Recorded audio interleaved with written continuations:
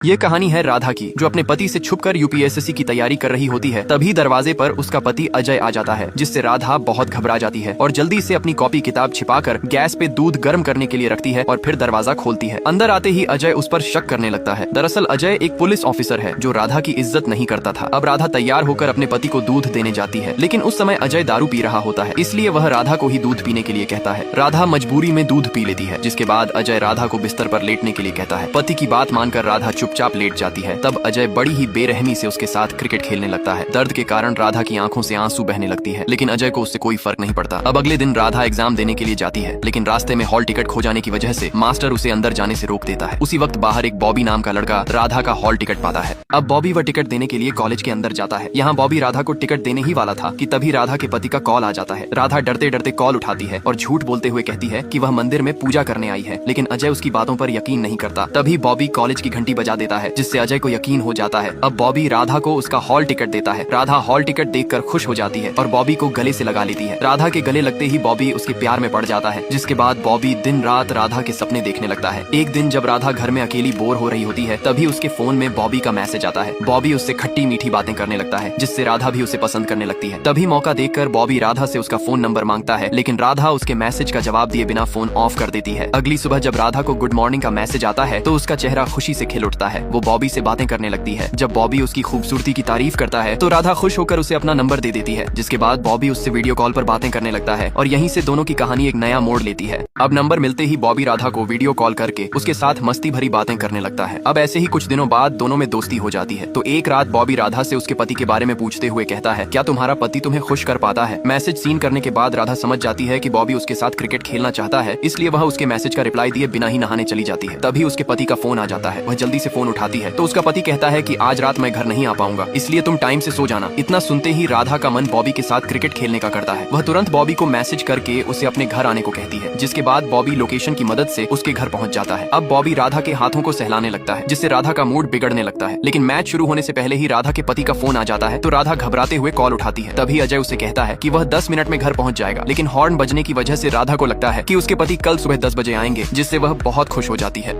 अब वह दोनों अपना कार्यक्रम शुरू करने ही वाले थे कि तभी अचानक घर की बेल बज उठती है, जिसे सुनते ही राधा की सांसें अटक जाती हैं, क्योंकि उसका पति दरवाजे पर खड़ा था। अब राधा बॉबी को छिप जाने के लिए कहती है, लेकिन घर में छिपने की कोई जगह नहीं होती, तो राधा उसे अपने बाथरूम में ही छिपा देती है। इधर दरवाजा ना खुलने की वजह से अजय का मूड खराब हो रहा था। थोड़ी देर बाद राधा दरवाजा खोलती है। अजय के पूछने पर राधा कहती है कि मेरी आंख लग गई थी, इसलिए मैं उठ नहीं पाई। अब अजय फ्रेश होने के लिए बाथरूम में जाता है, जिससे राधा बहुत डर जाती है, लेकिन लकड़ी के डब्बे में छिपे होने की वजह से बॉबी अजय को दिखाई नहीं देता। अजय हल्का होकर बाथरूम से बाहर निकल जाता है। अजय के बाहर निकलते ही राधा बॉबी को मैसेज करके वहीं छिपे रहने को कहती है, जिसके बाद राधा अपने पति को दूध देने जाती है। दूध पीने के बाद अजय राधा को अपने साथ सोने को कहता है, लेकिन राधा उसके साथ सोने का नाटक करती है और जब अजय की आंख लग जाती है तो राधा बिस्तर से उठने की कोशिश करती है, लेकिन अजय उसे जोर से पकड़ लेता है। अब थोड़ी देर बाद जब अजय की आंख लग जाती है तो राधा बिस्तर से उठने की कोशिश करती है। तभी विक्रम उसे कसकर पकड़ लेता है, जिससे राधा अपने आशिक के पास जा नहीं पाती। काफी देर बीत जाने के बाद जब राधा नहीं आती है, तो परेशान होकर बॉबी अपने दोस्तों को कॉल करता है और उन्हें सारी घटना के बारे में बताता है। ये सुनकर उसके दोस्त बॉबी पर हंसने लगते हैं, लेकिन बॉबी कहता है, अगर तुम लोगों ने मुझे नहीं बचाया तो उसका पति मुझे गोली मार देगा। ये सुनकर उसके दोस्त बॉबी को बचाने इंस्पेक्टर के घर पहुंच जाते हैं और दरवाजा खटखटाकर इंस्पेक्टर को बाहर बुलाते हैं। जब इंस्पेक्टर उनसे सवाल जवाब करता है, तो रोहित झूठ बोलते हुए कहता है कि हाईवे पे किसी का एक्सीडेंट हो गया है और उसकी हालत बहुत नाजुक है, इसलिए हम आपके पास आए हैं। लेकिन इंस्पेक्टर उनसे आदमी का नाम पूछता है, तो रवि एक्सीडेंट हुए आदमी का नाम शीनू बताता है, लेकिन इंस्पेक्टर इस नाम के किसी आदमी को नहीं जानता था, इसलिए वह राधा को बुलाकर उससे शीनू के बारे में पता करने को कहता है।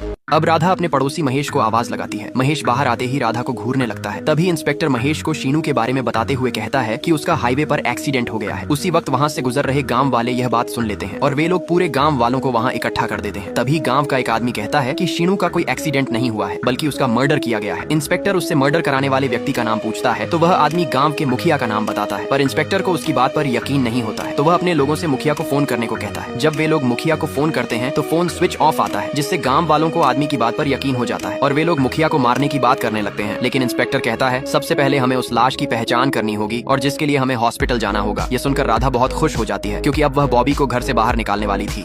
अब राधा अपने आशिक को घर से निकालने ही वाली थी कि तभी शीनू के परिवार वाले उसके घर रहने आ जाते हैं, जिससे राधा का सारा प्लान फेल हो जाता है। उसे डर था कि कहीं उसका आशिक पकड़ा ना जाए, इसीलिए वह जल्दी से बॉबी को फोन करके बाथरूम में ही छिपे रहने को कहती है। जिसके बाद राधा हड़बड़ाहट में शीनू के परिवार वालों से चाय कॉफी के लिए पूछने जाती है, लेकिन राधा की हड़बड़ाहट देखकर उन औरतों को उस पर शक होने लगता है। सच का पता लगाने के लिए शीनू की माँ अंदर जाने का प्लान बनाने लगती है। इतने में राधा कॉफी और जूस लेकर वहाँ आ जाती है। राधा के आते ही शीनू की माँ उससे कहती है, मुझे बाथरूम जाना है। बाथरूम का नाम सुनते ही राधा सन्न रह जाती है। वो उनसे झूठ बोलते हुए कहती है कि अंदर का बाथरूम खराब है, इसलिए आप बाहर वाले बाथरूम में चले जाइए। लेकिन शीनू की बीवी कहती है, बाहर इतने सारे लोग हैं, अगर किसी ने उन पर हमला कर दिया तो हमारा क्या होगा। तब राधा मजबूर होकर बुढ़िया को बाथरूम तक ले जाती है, जिसके बाद बुढ़िया बाथरूम का दरवाजा बंद करके अंदर रखे लकड़ी के डब्बे में झांकने लगती है।